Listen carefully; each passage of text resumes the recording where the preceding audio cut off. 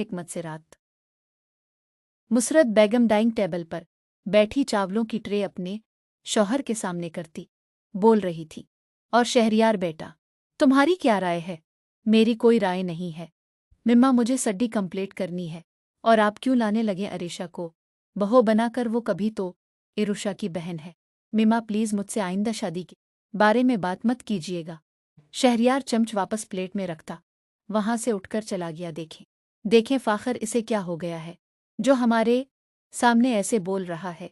वो जाते हुए शहरियार की तरफ इशारा करके बोले, तुम फिक्र ना करो मुसरत, में देखता हूँ इसे, तुम खाना खाओ। बाबा, मुझे आपसे एक जरूरी बात करनी है। कहो बेटा, क्या बात है? बाबा, मुझे पता है कि आप नाराज होंगे, लेकिन आपका नाराज ना बनता नहीं है। बाबा, बाप ही बेटियों का मुस्तकिल साया होते हैं।